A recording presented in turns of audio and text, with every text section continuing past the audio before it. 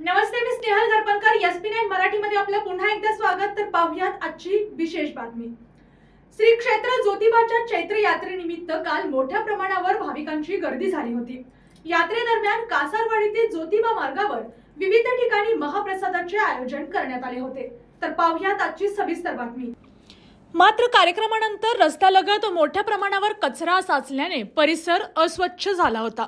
वापरलेल्या पाण्याच्या बाटल्या, सरबताचे रिकामे ग्लास तसेच जेवणाच्या पत्रावळ्याचा मोठा साठा निर्माण झाला होता. या पार्श्वभूमीवर आज सकाळी 8:30 वाजता कासारवाडी येथून स्वच्छता मोहिमेला सुरुवात करण्यात आली. ही मोहीम जिल्हा परिषद सदस्या सौ सोनाली सावंत, श्री राहुल दादा सावंत आणि उत्तम पाटील यांच्या मार्गदर्शनाखाली राबवण्यात आली.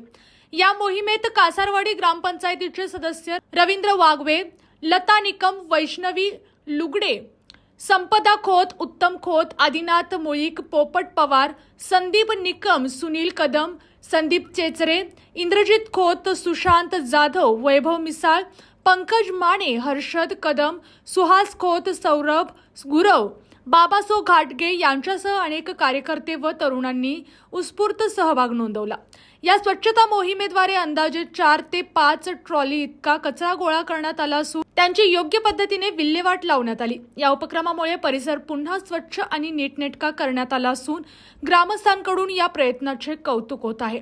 यात्रेनंतर स्वच्छतेसाठी नागरिकांनीही जबाबदारीने वागण्याची गरज व्यक्त केली जात आहे. यांनी अशाच विशेष बातम्यांसाठी पाहत रहा SP9 Marathi, your time your news. धन्यवाद.